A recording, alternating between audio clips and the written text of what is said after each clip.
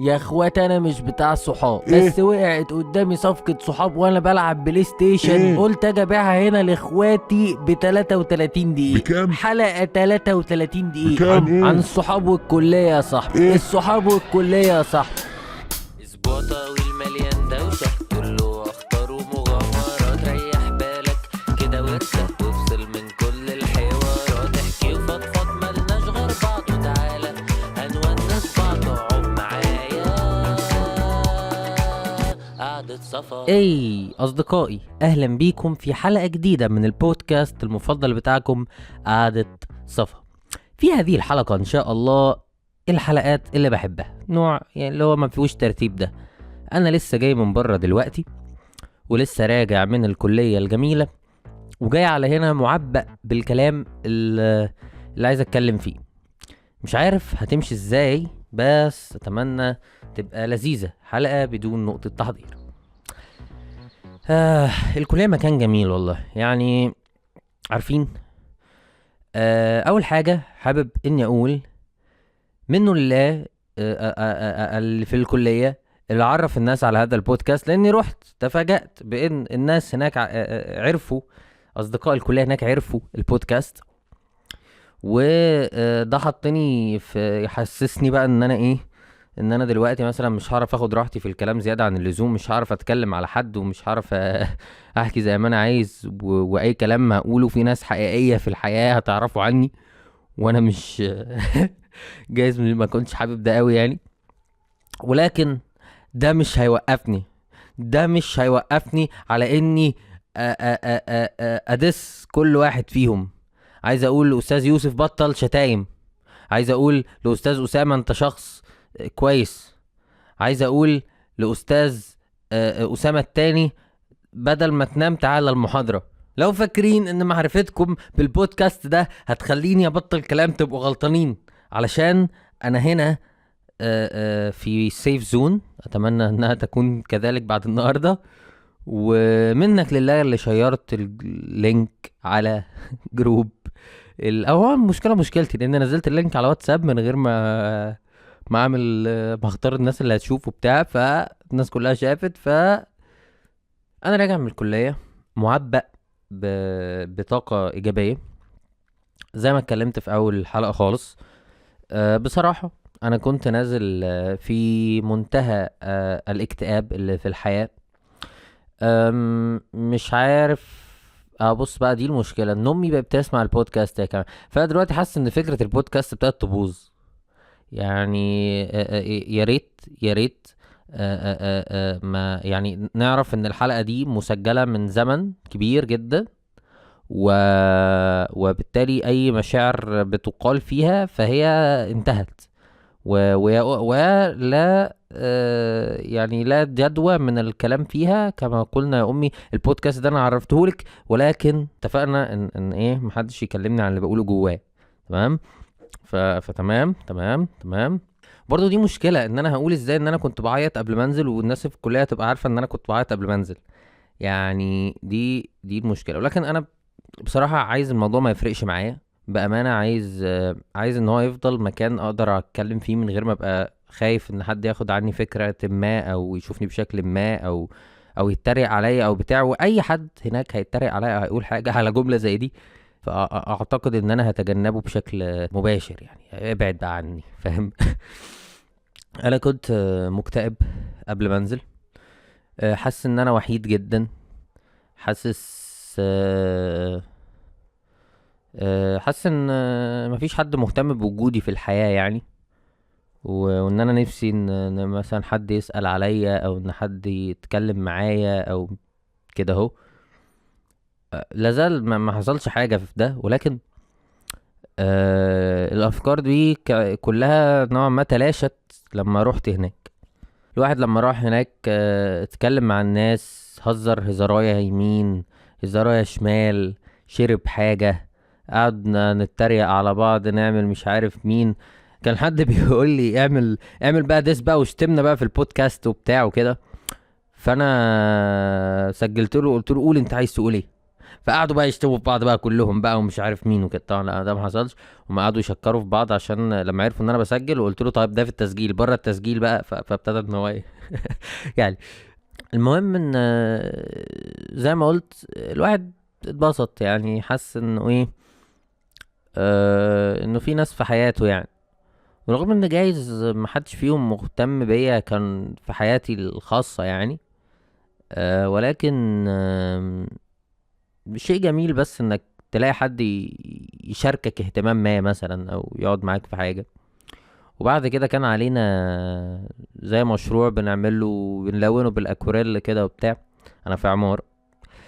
أم، فالسكشن كان في منتهى اللذاذة. صديقتي اللي كانت معايا في هذا المشروع، معرفش بقى تكون حابة ان انا اقول اسمها ولا لا، فمش هقوله. يعني الوقت بيبقى لذيذ بصراحة. محدش فينا فارض حاجة على التاني، بناخد رأي بعض، بنتكلم في حاجات خارجية، بنغلط غلطة، بنعمل مش عارف ايه. وفي نفس الوقت الدكتور بيشكر فينا. فبيبقى سيكشن لذيذ، ومتضايق قوي ان هو ده هيبقى اخر سيكشن للمادة دي في الكلية. لاني ما اعتقدش ان في اي مادة هتيجي باللذاذة دي في الوجود يعني. احنا الدكتور احلى حاجة ان انا بوفق الكلام ده عشان ممكن اسمعه بعد سنين وهيبقى لذيذ. الدكتور في هناك يعني بيبقى في يعني لحد الاخر، لحد ما ابتدينا نشتغل على المشروع. كنا بنروح، هو بيقعد على ترابيزة واحنا بنبقى حواليه كده، بنحس اننا عيلة واحدة كده. هو او انا بحس اننا كلنا في يعني مش جو بقى محاضرة وسكشن ومعيد واقف ودكتور واقف. لا احنا كلنا في بعض، المعيدين اصحابنا. والدكتور بنتكلم معاه عادي وعارف اسمائنا، وبيسأل علينا وبتاع وحاجة في منتهى الجمال يعني. ربنا يبارك له ويبارك للمعدات البشمهندسات اللي هناك. ويعني برضو لسه يعني مش حابب ان انا اذكر اسماء حد، لانه ممكن يعني اكون مثلا كده بتعدى على خصوصيته او حاجة. ولكن لمن يسمع في الكلية فيعني شكرا باشمهندسة عين. عين ايه، مش عين سين، عين صاد. مش هغلط في اسمها. مش هغلط، غلطت في اسمها في اللوحة وهغلط في اسمها دلوقتي. وشكرا لباشمهندسة سين، معرفش سين ايه بقى بصراحة، سين كفاية. على يعني حسن، على ودهم معانا خلال هذا الترم. فبيبقى كان بيبقى سيكشن لذيذ كده هو، وكنا بنقعد مع بعض يعني حوالين الدكتور كده وكنا بننام في النص عادي ومش عارف ايه لان الدكتور كان بيقعد يتأول، ما بيتكلمش في حاجة، يقعد يرسم وانا قاعد اتفرج، نمت خلاص يعني. آه ف فكان بيبقى جو لذيذ كده. وانا خايف ان الجو ده ما يبقاش موجود في السنين الجاية يعني، لان الدكاترة بعد كده ستريكت اكتر و... يعني مش حاسس ان هم فريندلي لهذه الدرجة معانا زي ما هما معانا دلوقتي. بحس بطاقة حلوة في المكان، بحس بحب بدفء شوية. نفسي ان انا هكون صريح، نفسي ان انا اصاحب الناس هناك، مش كلها خلينا نكون يعني ناس كتير من اللي هناك عايز اصاحبهم. ليه مش كلها نور، مع ناس جميلة وبتاع. ما هو بيبقى عندي كده تحفظات على الناس اللي بعوز اعرفها في حياتي يعني. لكن اغلب الناس حابب ان انا اعرفهم اكتر ونخرج بقى ونتبسط وننزل كلنا مع بعض ونطلع ونروح ونيجي ونحس اننا مع بعض كده في حاجة واحدة. واتمنى ان الجو ده يتحقق ما بيننا كلنا في قريب يعني. بس انا عارف ان ده مش هيحصل في ظل وجود ناس متوحدة زي استاذ اسامة وزي ما علينا في ناس بقى ممكن استبيح ان اقول اسمها عادي، لان انا عارف دنيتهم يعني. فبس هناك بقى الواحد كان بيبقى واقف يشتغل على لوحته شوية، ويروح يرزل على اللي جنبه، ويروح يشوف لوحة حد تاني، وان حد يتضايق من الدكتور وبتاع، وحد تاني عنده مشكلة في ايه. ف... فلما ده حصل اتمريت يعني. احنا قعدنا كلنا اتكلمنا مع بعض وبتاع وكده، وعملنا حاجة سوا. فحسيت ان هم عارفين بوجودي، يعني في نور معانا، بغض النظر بقى عن هل نور مهم ولا لأ، هل وجود نور مهم ولا لأ. يعني ما حسيتش بإحساس الصداقة ده قبل كده، خلينا أكون صريح. أم كتير يعني، أغلب الوقت. طبعا لو أحمد بيسمع البتاع ده هيتضايق، ده ماشي. أه ما حسيتش بشعور الصداقة وحب ان انا ابقى موجود ده قبل كده. ومشاكلي مع الصداقة كتير جدا من الصغر، وترومز كتير بقى، وعلشان كده حساس قوي من النواحي دي. حساس قوي ان حد ينزل مثلا، حد ينزل يشتغل وما يكلمنيش. فانا بحس مثلا ان انا وجودي مش مهم او بتاع، فببقى متضايق. عايز احس ان انا وجودي مهم.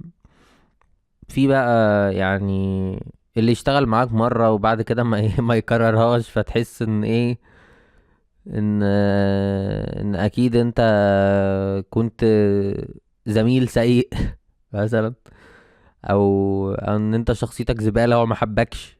آه انا خايف الكلام ده يوصل لناس كتير. فيعني لو هنروح ناحية الصداقة شوية، لو هنروح ناحية الصداقة شوية، مبدئيا لو اي حد بيسمع الكلام ده من الكلية فانا بحبكم يعني، مع بعض التحفظات على كل واحد وواحدة. ماشي. لو هتكلم عن الصداقة، ودي حاجة كان نفسي اتكلم عليها برضو من زمان، يعني مش عارف كده انا هكون بغير الموضوع ولا لا. احنا بقالنا قد ايه؟ بقالنا 14 دقيقة، ممكن نقعد زيهم كمان عادي يعني. لو هتكلم عن الصداقة دي 10 مرة اقولها، وهقولها كمان مرة على فكرة. يعني ما تقعدش بقى تقول بقى انا زهقت منك، وتقعد تقول لي كل شوية هنتكلم عن الصداقة، هنتكلم. هقول وهعيد وهزيد وهنتكلم على الصداقة. هنتكلم على لو هتكلم على الصداقة اقولها كمان مرة، هقولها براحتي، هقولها براحتي. البودكاست بتاعي لا البودكاست بتاعكم، احنا اتفقنا على كده من الاول.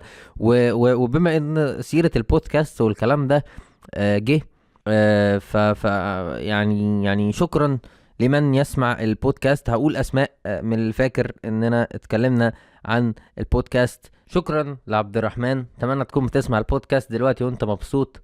شكرا لمي ومنى. شكرا عامة لأي حد اتكلم عن قال رأيه بشكل او بآخر. شكرا لعمر على وجوده يعني عامة في مراحل صناعة هذا البودكاست. وشكرا لأي حد بيسمع. شكرا ليكم بجد، وببسط جدا لما حد يكلمني ويعني وهبسط ان انا اخوض مع اي حد مناقشة حقيقية. مناقشة حقيقية تدخل تكلمني، هتلاقي الروابط بتاعت البودكاست تحت. ممكن اسيب اللينك بتاع الانستجرام بتاعي، بس ده مش الهدف. هبسط جدا لو اتكلمنا مع بعض وتناقشنا في موضوع الحلقة، او تناقشنا بره موضوع الحلقة.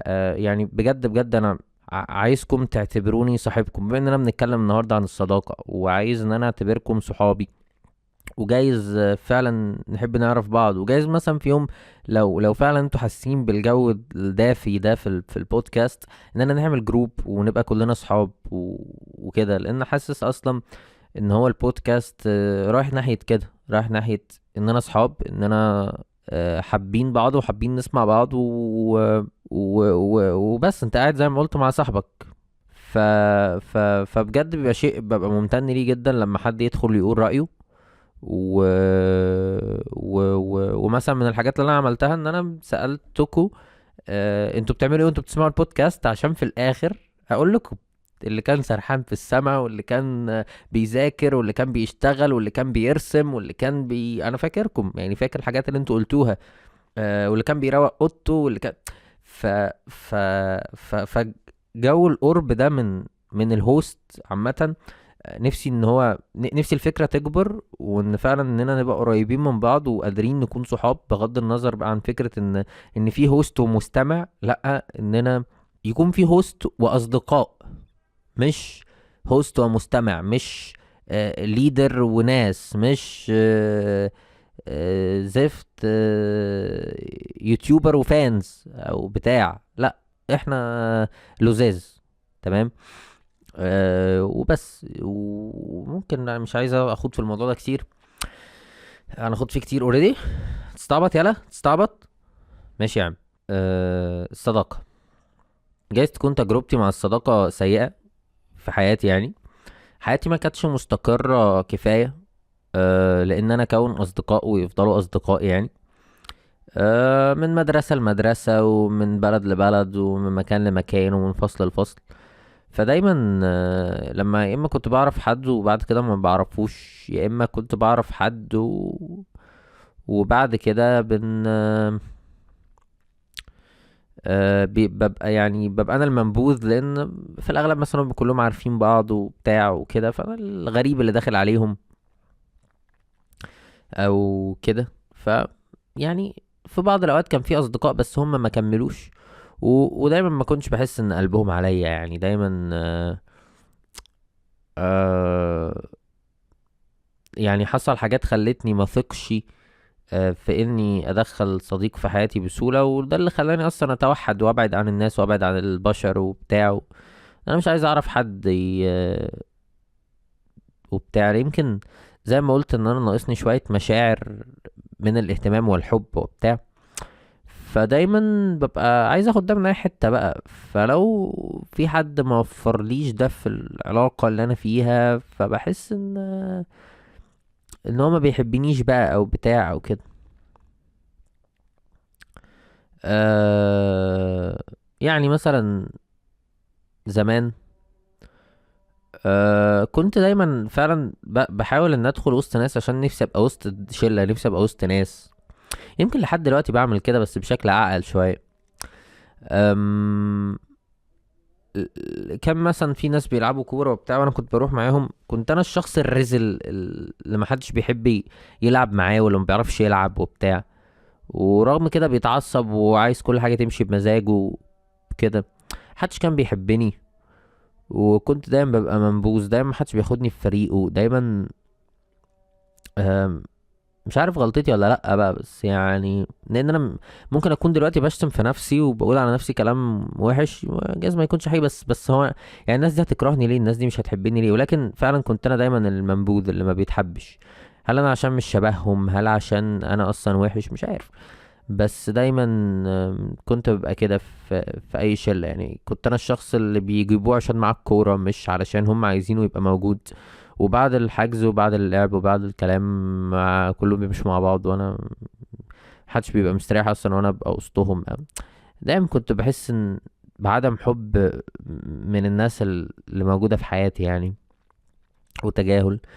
لما قررت اعرف ناس ومشيت معاهم وحبيتهم وبتاع. بعد كده يعني كانوا اتنين صحابي ممكن يكونوا بيسمعوا، مش عارف. أم واحد كان جاري وواحد تاني كان صاحبه. بعدين انا دخلت وسطهم، كنا بنروح لبعض البيت ساعات وبنخرج وبنتبسط وبتاع. بس كنت بحس دايما ان هم بيحبوا بعض وانا تالتهم. وحصل في مرة موضوع كده يعني حصل خناقة بيني وبين حد في الشارع. حسيت ان محدش فيهم معايا، حسيت ان هم كانوا واقفين يتفرجوا ومحدش دافع عني، محدش. وهم دايما كانوا بالعكس دايما قلبهم على بعض دايما، مش عارف مين. وبعد كده سابوني ومشيوا. ووقتها انا ما عنتش بكلم اي حد فيهم تاني خالص. لكن مؤخرا بقيت لما بشوف حد بسلم عليه من بعيد كده هو، لكن ما عرفناش بعض يعني. ويمكن من وقتها ما عملتش صحاب بقى. وبمناسبة الصحاب يعني أحمد صديقي، أحمد حسام ميدو، كيف حالك يا صديقي المستمع؟ إن كنت بتسمع. لما كنتش بتسمع بقى وما سمعتش الحلقة، أقول لك بقى ما سمعتش الحلقة ليه بقى ومش عارف يعني أفتكر في أول قعدة لينا في البلاي ستيشن. كان يعني أنا حساس قوي من ناحية الصداقة وبتاع وكده، وفي نفس الوقت صريح يعني ما بكدبش. بحاول ان انا دايما اقول اللي جوايا بدون اي اعتبار لاي ردة فعل يعني. ولكن دي الميزة الوحيدة اللي بشوفها فيا، ان انا بس بقدر اكون صادق في كلامي، وبحاول على قد ما مش هبين نفسي مثالي. ساعات بكذب، بس بتضايق قوي حتى في ابسط الحاجات يعني. كنا بنلعب بلاي ستيشن وبتاع، فمش عارف جاب ايه موضوع الصحاب وكده. فقلت له مين قالك ان انت، واحنا صحاب اصلا، مين قالك ان انت صاحبي اصلا او حاجه زي كده. مش عارف يعني. فالواد اتصدم يعني. ليه بقى، ليه قلت كده؟ لقيت وقتها يعني كنا مثلا تالت مرة ننزل حاجة بتاع. فانا بالنسبة لي لا، الموضوع بياخد وقت. انت صاحبي دي مش بالساهل يعني. لا، احنا ننزل ونعرف واشوفك واعرفك ومرة ورا مرة ورا مرة ورا مرة، وبعدين بقى يوم في يوم من الايام احس ان احنا كده اصحاب. ف... فوقتها ما كنتش حاسس انه صاحبي يعني، كنت حاسس انه حد يعني بلعب معاه بلاي ستيشن لما بنزل يعني. فاهم؟ كده اهو. ولحد دلوقتي صاحبي. بعد كده بقى بقينا اصحاب لما انا قررت ان ده مسموح. و بقى رحنا يعني اكتشفنا ان خلاص دخلنا نفس الكلية بالصدفة، وبقينا ايه، بنشوف بعض يعني من وقت للتاني وكده. بس برضو ما فيش بينا بقى ايه، للاسف الشديد يعني، خروجات ونزولات ومش عارف مين، لان هو بطة بلدي ما بيتحركش من مكانه، ما بيحبش يروح في حتة. فسفرية القاهرة بالنسبة له سفرية، فيعني الواحد ايه، ما مش عاجبه الوضع يعني، مش عاجبه الوضع بصراحة. فالصداقة ما فيهاش حركة يعني، صداقة بس لمجرد ان ايه، ان ان انا انا واثق فيه وهو واثق فيا و... واننا ممكن ندخل بيت بعض مثلا ونتبسط وناكل مع بعض ونشرب مع بعض ويعني حب عادي يعني، بس مش بقى موجودين في حياة بعض 24 ساعة، ومش بنروح ونيجي مع بعض في كل حتة وبتاع، والجو ده مش موجود يعني. وبجد في الصداقة بقى اجمل ما هي، يعني اجمل شيء موجود في العلاقات البشرية، لان هو بيبقى في الاول وفي الاخر حد انت، الظروف هي اللي حطتكم في مكان ما، واجبرتكم ان انتوا تتعرفوا على بعض بشكل او باخر، ونتيجة تعارفكم ده والعشرة اللي ما بينكم بتقوى علاقتكم ونتيجة قوة العلاقة دي بتحبوا بعض. بتخافوا على زعل بعض، بتحبوا بعض تكونوا موجودين، بتتبسطوا في وجود بعض، بتضحكوا بتهزروا، كل بتاكلوا مع بعض وبتشربوا مع بعض، بتدخلوا بيت بعض، بتعرفوا اهل بعض. ودي العلاقة الوحيدة اللي فيها المشاعر دي، ومش رابطها دم يعني، مش رابطها لا اخوة ولا اهل ولا دم ولا بتاع. فبتبقى مميزة جدا، وبتبقى مميزة كمان لان الواحد بيعرف يتكلم في حاجات بقى مش هيعرف يتكلم عليها مع اهله، بدون يعني يعني مش دايما، بس في اوقات كتير بدون وجود احكام. خصوصا يعني لو الشخص اللي قدامك مش جادجمنتال وبتاع وهيسمعك وكده. يعني بتتيح ليك برضو حاجات مصالح بقى، يعني اللي هو حد يجي ينزل معاك كراتين عشان هنقل، انا بالنسبه لي مفيش يعني، لو استاذ احمد ما كانش هيجي يعني، فاهم؟ أه... اسف يا اسطى. ف علاقه جميله بمشاعر طيبه صافيه بيور، مش وراها اي رغبات الواحد يعني عايزها. ان انا مش عايز منك حاجه، بس عايزك تبقى موجود بس. فبجد ان ده شيء جميل جدا. وبتمنى، بس ما هي ده اللي بتمناه، بتمنى ان العلاقات اللي من النوع ده تبقى موجودة في حياتي اكتر، او موجودة في حياتي، مش عارف.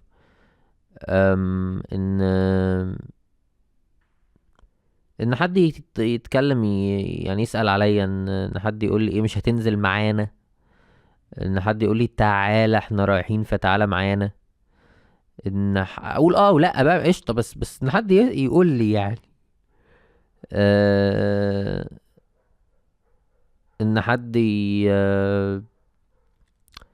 يعرف ان انا متضايق او زعلان فيدخل يتكلم معايا او يجيلي او كده. وبرضه انا احس بده اتجاه حد تاني، ان انا يهمني زعله ويهمني ان هو يبقى مبسوط ويهمني ان انا اكون موجود في مساعدته وقت ما يحتاجني ويملى حياتي ويملى يعني جزء من رغبتي في او اهتمامي، قد ايه يعني دي حاجة جميلة. و ويحسس الواحد برضو بالأمان، يعني اللي هو وقت ما الدنيا تخرب وتولع هاجي اقعد عندك، فاهم؟ وانت مش هتقولي لا، انت تكون حابب ان انا قاعد معاك اصلا او كده، او تكون حابب انك بتساعدني، او يعني حد يجيب لي، حد يحب يفاجئني في عيد ميلادي، يجيب لي حاجة، يعمل لي عيد ميلاد، يجيب لي هدية، يخرج معاه. يعني اعتقد هي علاقة مهمة في الحياة يعني. ده مش موجود في حياتي قوي. وبجد ما اعرفش بيتعمل ازاي، وبجد بتمنى انه يبقى موجود، بس انا ما فهمتوش قبل كده. ودايما كنت بحس انه بيخذلني. يعني دايما كنت بحس ان العلاقات اللي من النوع ده دايما بتخذلني، دايما ما بتبقاش زي ما انا متصور، ما فيهاش جادج، دايما ما بتبقاش زي ما انا متصور، فيها اهتمام وحب بالشكل اللي انا متصوره في دماغي يعني. ف... فأتمنى وجود صديق مقرب له اهتمام مشترك أساسي في الحياة، قادرين إننا نمارسه، قادرين إننا نحب بعض ونملى حياة بعض بدون أي نيد، بدون أي يعني طلبات، بدون أي الالتزامات، بس بحب و... وبرغبة في إظهار هذا الحب عن طريق تقديم كل ما ذكرناه. منشنوا بقى اصحابكم في الكومنتات وقول له انت صاحبي وجايز انا اصلا شخص مش ما بسمحش لاي حد انه يدخل حياتي كده هون، او ما بسمحش لحد يخترق خصوصيتي، خصوصا لو هو شخص مش حاسس ان انا هتعلم منه حاجة. عارف، ما اقصدش حاجة، بس يعني في ناس اعتقد ان احنا كلنا بنقابلهم في الحياة بقى، في الكلية، في بتاع، شخص ما تحبش تعرفه خالص يعني. وخلينا نكون صريح، دول معظم الناس انا بشوفهم في حياتي يعني، مش عشان انا كويس، مش عشان انا حلو، مش عشان انا جامد، مش عشان مفيش زيي يعني. يا رب ما يكونش ده جوايا، لان من الحاجات اللي قريتها النهارده يمكن ورعبتني شوية: لا يدخل الجنة من، أو سمعتها: لا يدخل الجنة من كان في قلبه مثقال ذرة من كبر. مثقال ذرة. إنك لو عندك كبر، يعني أقل كبر في الحياة، ما يدخلكش الجنة. إن أنت تكون شايف نفسك أحسن من الناس، أو إنك تكون شايف نفسك عالي على حد أو بتاع. وأتمنى إن ده ما يكونش جوايا يعني. ولكن الناس، في ناس كده اللي هو بقى تبقى ايه، راحة كده يا معلم، ابشع الشفي واخد صدفة كده هون. و...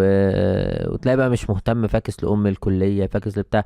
او ناس تانية بصراحة انا ما بحبهمش يعني، بصراحة ما بحبش ان هو يبقى صاحبي، اللي هو دايما لسانه زفر يعني. دايما لسانه زفر، عمال يمشي يشتم في اللي رايح واللي جاي، ويشتم الدكتور، ويشتم المعيد، ويشتم الناس، ويشتم مش عارف ايه، ومبقاش فاهم ان هو بيعمل كوارث وهو بيعمل كده.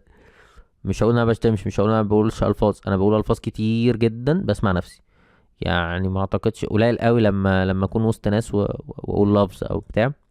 لكن مع نفسي في البيت عشان اطلع عصبيتي وانا قاعد لوحدي، فببتدي بشتم، بقول كل حاجه، بس دايما مش على حد، ومش مع حد، غالبا يعني. فمثلا دي ناس ما بحبش اعرفها، وللاسف معظم الناس كده يعني. بيبقى في بقى حاجات بالشكل ده، فعشان كده بتلاقيني ايه، مايل ناحيه يا اما ناس بيبقوا محترمين بزياده قوي، فما فيش اي اوبن، ما فيش اي انفتاح، يا اما بنات يعني، يا كده يا كده. ليه؟ علشان بس ان انا ابقى في، يعني في بيئة قادر اكون وسطها، قادر اكون قادر احب نفسي جواها، مش في بيئة كارهها، مش في بيئة هتسمعني حاجات مش عايز اسمعها. يعني مش موضوع الشتايم بس او بتاع، بس يعني حاجات كتير بتدخل اصلا في طريقة التعامل بالشتايم دي، انا يعني بتبين، توضح ان في حاجات تانية مستخبية نتاجها الواحد اصلا بيطلع غضبه وكده بالشكل اللي بيتعدى فيه على الناس ده. يعني مش عارف انا قلت كلام مفهوم ولا لا بأمانة. بس يعني هو هو ده انا عندي شويه بس حاجات كده ما احبش ان هي تبقى في الشخص اللي انا هعرفه. بعد ما الحاجات دي بيتعمل عليها تشيك فيلا بينا. ولكن يعني اللي ببسط منه ان انا بقيت بتعامل مع الناس كلها، يعني اللي بيشتم واللي ما بيشتمش واللي بيعمل واللي ما بيعملش وبتاع، بتعامل. بس وقت ما اجي اكلم حد عشان عايز انزل معاه استحالة اكلمك يعني. فبس فجايز برضو زي ما قلت اكون بفلتر الناس زيادة عن اللزوم، وبالتالي ده ما بيتيحش لناس كتير انها تعرفني. وفي نفس الوقت الحاجات اللي انا بعملها مختلفة شوية، محدش قوي بيقبلها. فكرة ان انا بقى مش عارف بصور فيديوهات وشغال اديتور ومش عارف آه ايه وشكل حياتي عامل ازاي وبتاع، مش ناس كتير بتقبلها. وناس كتير ده اللايف ستايل بتاعي بيبقى غريب عليها، وبالتالي انا ولا انا افهمهم ولا هم هيفهموني. فبتبقى علاقتنا صعبة. ده بقى اللي بيفهموا اكتر، واللي بتاع الفنانين بقى، الناس بقى اللي بترسم والناس اللي بتصور والناس اللي مش عارف مين، فاهمين اللايف ستايل ده كويس. ومش علشان حاجة، مش علشان انا بعمل حاجة يعني، بس انا حياتي مختلفة 180 درجة عن اي حد معايا في الكلية جدا يعني. وبالتالي مش كتير منهم، مثلا بتكلم على الكلية مثلا، وفي اغلب الناس اللي انا قابلتهم مش كتير منهم هقدر اتكلم معاه بأريحية، وهقدر اسمع منه واهتم بمشاكله وحياته بأريحية. في ناس تانية بقى انا عرفتهم بشكل عشوائي في حياتي جدا، هم دول يمكن ايه اللي اقدر اعمل معاهم ده. اللي هم تقريبا شغالين في فيلد قريب او في نفس الفيلد او حاجة زي كده. بس فكرة ان انا لما اجي اتكلم هم هيبقوا فاهمين انا بقول ايه، مش مضطر ان انا اشرح او بتاع او كده. ما حدش هيجي يقول لي مثلا يا عم الكاميرا يا عم وبتاع عارف الجو ده. لا، حد هيبقى متفاهم ان انا واخد الكاميرا معايا وماشي بيها، حد هيبقى متفاهم ان انا مش حاجات بس الواحد بتريح الواحد يعني في حياته. وما اعتقدش ان حد يحب يعرف حد معقد عليه كل حاجة بيعملها، فاهم؟ بس يعني حاسس ان انا اتكلمت في حاجات ملهاش لازمه قوي، بس اعتقد ان الموضوع وصل لكم يعني. ومش عايز اطول بصراحه، حاسس ان انا طولت زياده عن اللزوم. داخلين دلوقتي على 38 دقيقه، مش عارف بعد الايديتنج هيبقى ايه. فخلينا نقف هنا ونتكلم في مره تانية عن حاجه من المواضيع العشوائيه اللي احنا فتحناها في النص دي. كانت فضفضتنا النهارده. فيا حبايبي يلي بتسمعوا لحد دلوقتي، انا بحبكم، يا رب كمان ان انتوا تكونوا بتحبوني. ولو كالعادة بقى نقول بقى الحاجات بقى اللي بتاع، لو في المواصلات رايح الكلية جاي من الكلية مسافر رايح جاي، فيا سيدي توصل بألف سلامة. لو بتعمل أكل في المطبخ فيا رب يطلع حلو وتتبسط بيه. لو قاعد بترسم، بتعمل تاسك للكلية، بتشتغل وانت بتسمع، بتعمل اي حاجة من الحاجات اللي فيها انتاجية دي، فيا رب تظبط وتطلع زي ما انت حابب، والشخص اللي انت بتعملها له يعني يديك الكريدت الجميل عليها والفيدباك الجميل. لو قاعد سرحان وباصص في السقف فيعني اسرح بعيد. ولو نايم وبتسمع او لسه صاحي فصباح الخير او تصبح على خير. ولو بتروق اوضتك بتذاكر او بتلم الدنيا حواليك او مش عارف مين او كده، فيا رب الدنيا تبقى رايقه، ويا رب اكون قدرت اونسك وانت بتعمل هذه الحاجات الجميله. اتمنى ما اكونش نسيت حد. واتمنى تعرفني انت كنت بتعمل ايه وانت بتسمع البودكاست، علشان اعمل حسابك في المرة اللي جاية او حسابك. وبس كده، شكرا على وصولكم لهذه اللحظة. اعملوا لي فولو تحت هتلاقوا الحاجات موجودة، وما اشوفكم الاسبوع الجاي ان شاء الله. مع السلامة.